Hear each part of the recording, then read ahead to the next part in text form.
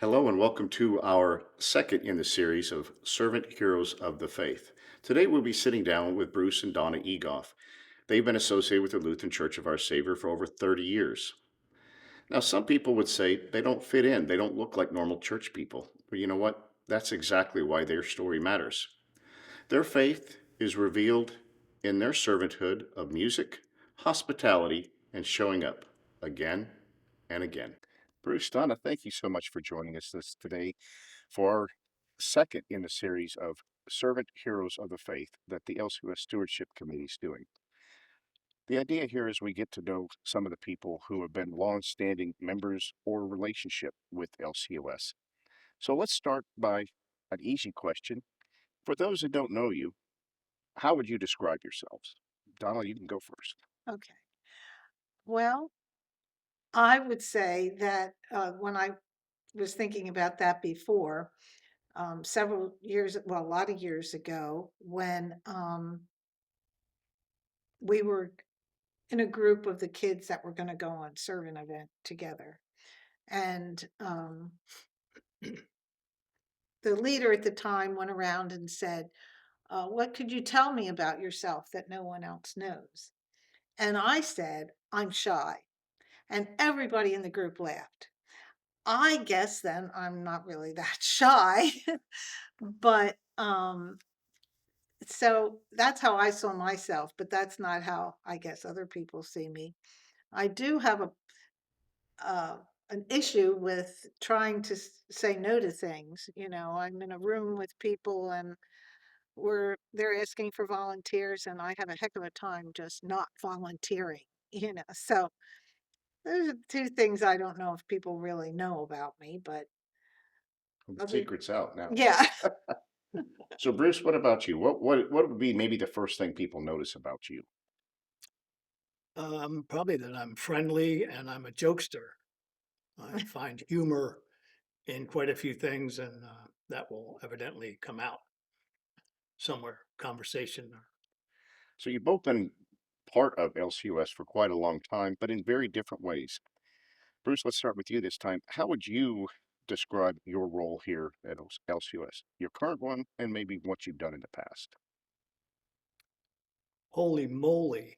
Um, Back when we first became members, we helped out with the Sunday school. We did the youth group. We got involved with uh, serving on the altar, giving communion, um, being a crucifer. Somewhere along the line, I was asked to be an elder, and I was an elder for probably 18, 20 years, head elder for 6 years. Um, it's just a natural thing for my wife and I, Donna, to get involved and have a history years ago with our church in Pennsylvania, just getting involved and helping out where we can. Donna, how about you? Um, well, did you say things that we used to do? Yeah, how would you describe how you're serving today, and then what you've maybe done in the past? Okay. Well, when we first came here, there weren't very many people, and there weren't uh, all the different things there are to do now. But we came from a really active church in Pennsylvania, and so we were kind of looking for those kind of things, and we just as things came up, just volunteered for that. Or said, "Oh, I'll help with that." So it sounds like it was a gradual slope into integrating into LCOS, and maybe even to a certain extent where you were coming from an active church to a maybe less active church, you found ways to bring some of that energy, that excitement to your current environment at the time because you had three boys that you. Right. And that was one reason we had our youngest son was 4 years old at the time, and we were looking for a Sunday school for him. And this church had 6 children, and that was the entire Sunday school. And we and of course, there wasn't anywhere here to meet. They were meeting up in the parish house.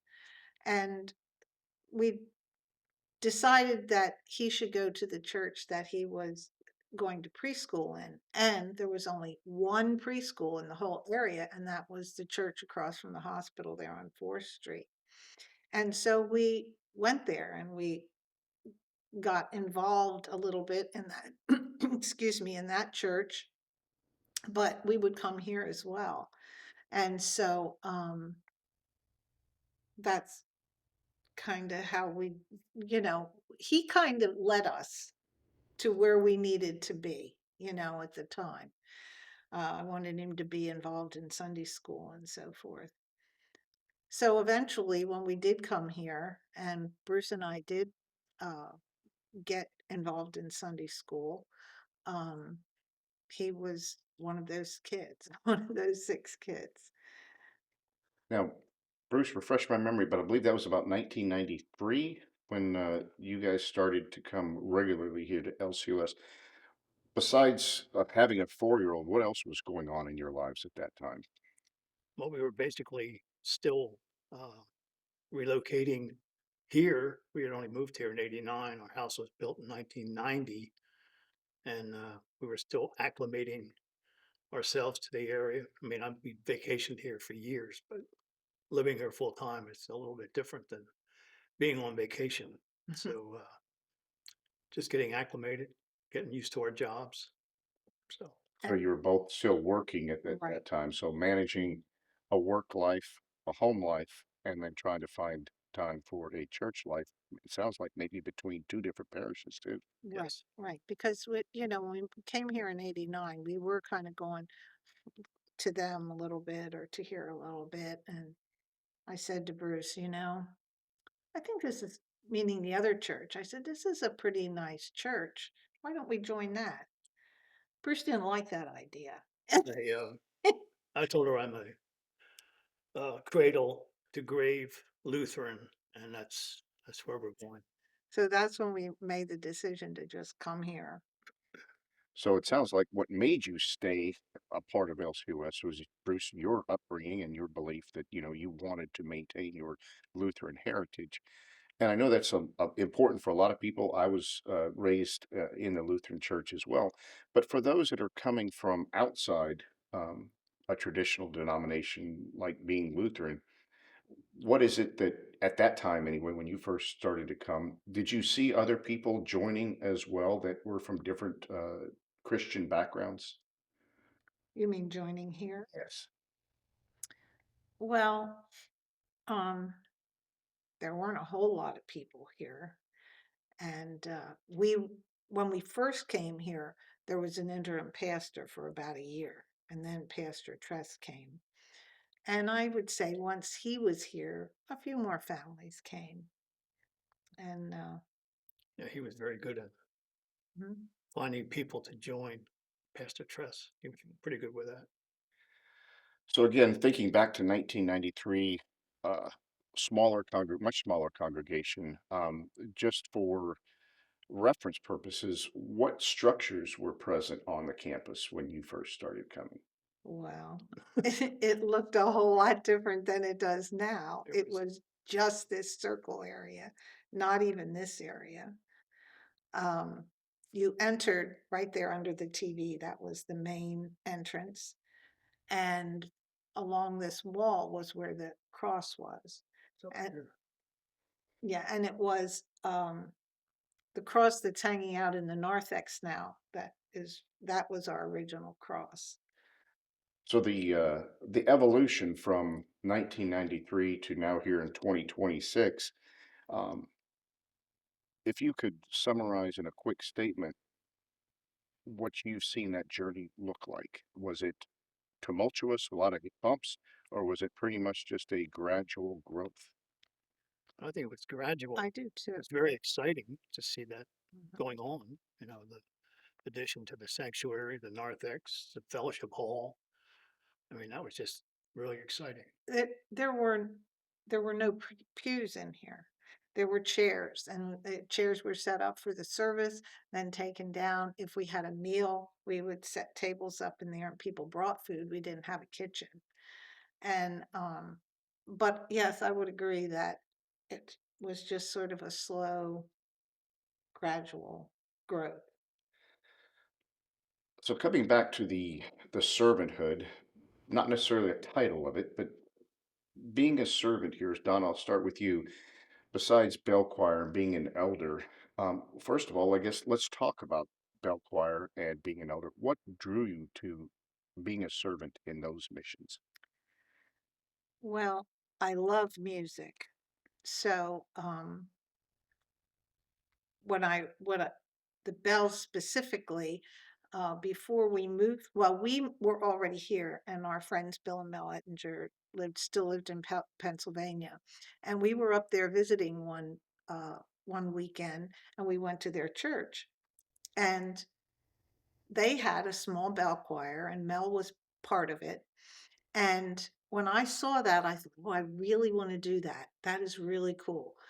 And then in 2000, it just so happened that Pastor Schaefer and Mel Dean came around the same time, and they were really interested in having bells, and so I jumped on that. And Bruce and I, we're kind of partners in everything. Um, we both decided to join the bell choir, and that was the original choir. So Amazing. Now, the, as far as the being an elder right now, do you see those two worlds differently?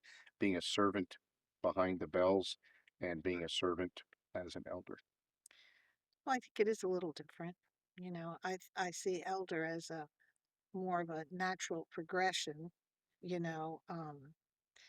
You're here a long time, you learn lots of things about it, you learn lots of things about just your faith in general. And I just think that being an elder sort of is a natural progression of that. Um, the bells are also very enjoying. I mean, I love music. It's a way to, raise praise and prayers and just be joyful for everyone. Now, Bruce, to you, some, including myself, know you for playing the drums at the contemporary service, uh, being the grill master when we have church picnics, and also participating in a polar bear plunge. Did you ever imagine that those types of roles would define your ministry? Never in a million years. It's just, like Donna said, it progressed. Um, Becoming the drummer was um, a miracle. Um, Working the grill it's a hobby and it's a pleasure for me. And it creates bond with people helping to cook that stuff. And it's fun. Polar bear plunge is just, you can't stop once you start. So um, it's a unique experience and it's a great fundraiser for great kids. But to both of you, that's not, even though those may be your current roles and your current identities as a new person would come in here to LCOS, that's really not who you've been all along. You haven't remained static. And No. Bruce, I learned shortly ago that you were once in the bell choir, and obviously because of the partnership. Uh, is that something that you have to have an affinity for? I've always heard it said if you can count to four, you can be in the bell choir. That's And I true. think that's a great recruiting pitch Yeah, too. So, that is true. I don't read music, and I would have to mark all my notes. And if you can count to four, you can play bells. so music seems to be a big part of your faith lives, not just the bells, the drums, singing, obviously, and being part of the worship service. Why do you think music is so important to what we do here? Bruce, I'll start with you. I think it's because it's traditional. We've always people sing everywhere, and in our church, I think it allows the members to be included. And some people just, they look forward to the singing. I know at the contemporary service, you got people that jump up and down and clap and sway back and forth. They just get into the rhythm and the music. So I think it really enhances worship. And Donna, for you, I mean, the bells don't play every Sunday, but to me, when they do play, it's something very special. Well, and people will tell us that. Um, but I just think it's a way for the Holy Spirit to come into our hearts, you know, and whether people are clapping or whether they're just quietly listening to the bells or the praise team or the organ, whatever it is, it's a way to praise God uh, and it's also part of prayer. So I just love that. And Bruce, coming back to you as the what I call the grill master, some people might just say you're helping out, but I have a sense that it's more than that for you. You're not just helping out. I think you see it as part of your ministry, your story. Yes, it is. And like I said, you create bonds out there over the years. There's been many people that have assisted or helped me cook, vary stuff from the grill into the kitchen or into the fellowship hall. Um, you learn a lot from other people. There's a lot of suggestions that they have, and it's usually helpful. And it creates stories. Yep. Something I would think that not being in a meeting room, uh, gathered around, you're really not going to get that sense of camaraderie or No. sharing that you're getting around the grill. Exactly. Donna, for you as an elder, um, some people may see that as a very serious role, and you said it's something you grew into. Um, is there also an opportunity for joy there? Do you have Oh, joyful experiences being an I elder? guess very much so. I mean, we take communion to shut-ins, and that's a joyful experience. And visiting with people or many things that we do in under elders, for example, we have a grief share program, um, and even though it's grief share, I still feel that it's joyful because we do help a lot of people that way. And and the Shepherds program is under there. And so there's lots of opportunity for us to get out there with the other people of our church and share that. So, for both of you, looking back over 3 decades of association with LCOS, is there a single event, a single season, a single person that stands out in your mind that has helped get our congregation to this point in our life? I don't know about a single event. I can think of many events that have changed us and helped us to grow. Um, you know, we've we're certainly different from the way we were when we started here, the way we started. And Different how? well, I think one way we're stronger in our faith, Oh yeah. and we were very active in our other church and very um, involved, but I think we're stronger in our faith for being here and for the community that we have here and the way that people they just wrap their arms around you, and Church. that's This church is more like a family, and right, Donna and I look forward every Sunday to come. It's right. just we want to see our family. Consider this our second family, and when somebody dies or we get new members or things like that, um, they're all events that I think help us. There are so many people that I could speak for Donna too, I believe, but so many people over the years who are no longer here, but have shown the example of faith and nurturing and just a belief in that cross up there. It really Yeah. helped me to believe. And really, that's the goal behind this, servant heroes of the faith. Yes, heroes is in there, but it starts with servant. And that's what we're hoping to get across, that, having these types of conversations, others going behind us will be able to say, I remember a time when the Egolfs or, somebody else made a difference in my life and kept me wanting to be a part. Not to say, though, it has always been an easy road to travel. Looking back over the time you've been associated here, do you can you recall a time where the church as a body had to band together to survive or to overcome?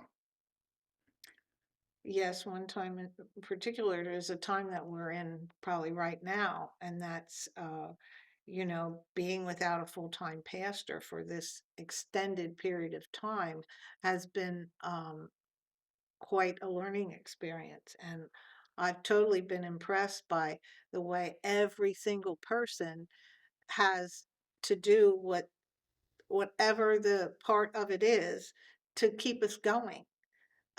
We're still growing, and that's amazing to have that, you know, through all this uncertainty that we have with not knowing when we're going to have a full-time pastor.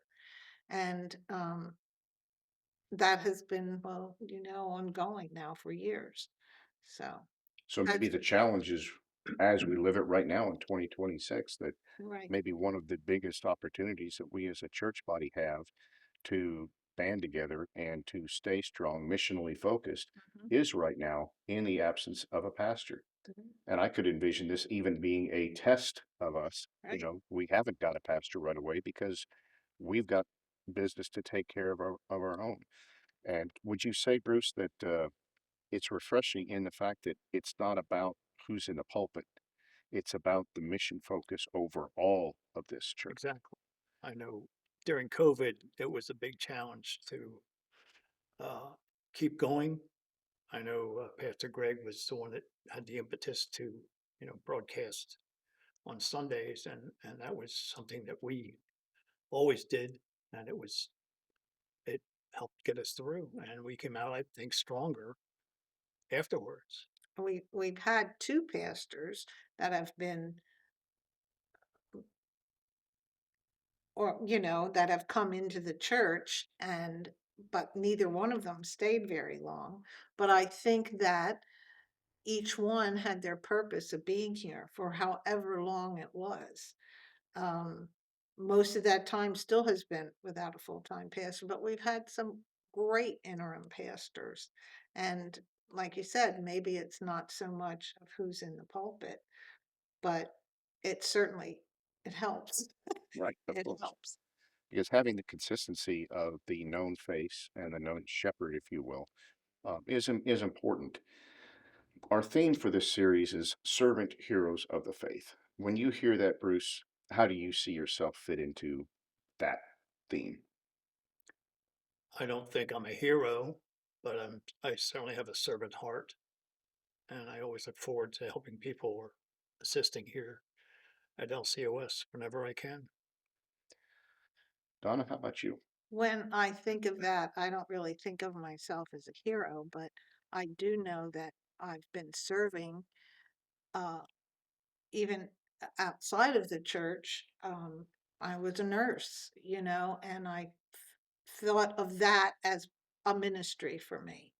And whether it was just helping our patients or saying a prayer sometimes with a patient, but I felt that that was a ministry for me. And and it just went on from there.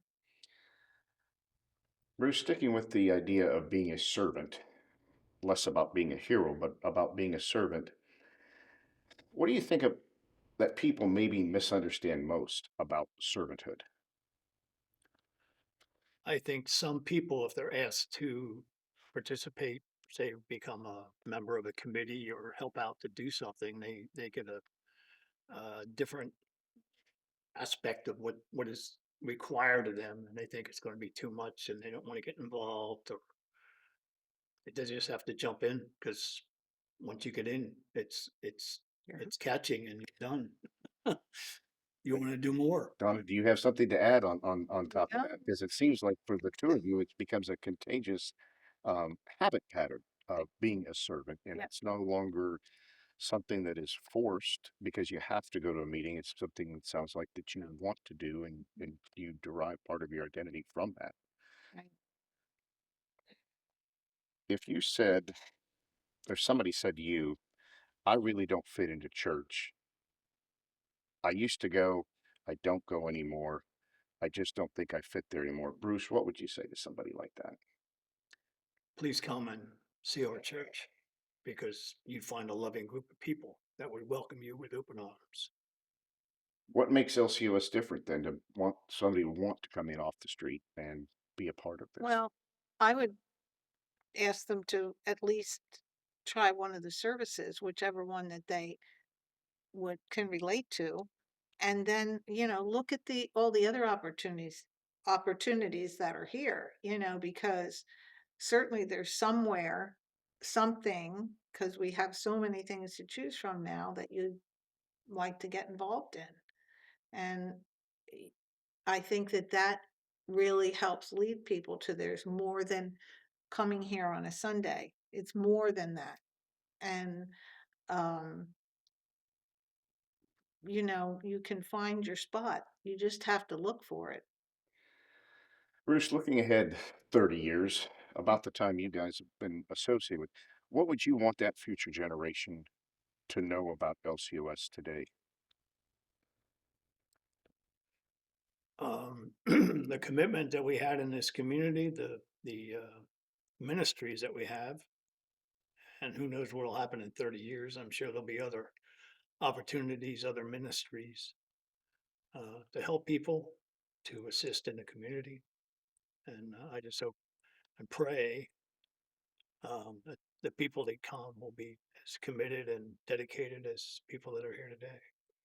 And maybe it won't look the same as it does now. That's how I picture it. It might not look the same, that doing exactly these things the way we do them now, but still continuing those same principles. A That final question for both of you. Bruce, I'll let you go first. When you think about LCOS, what makes you smile first?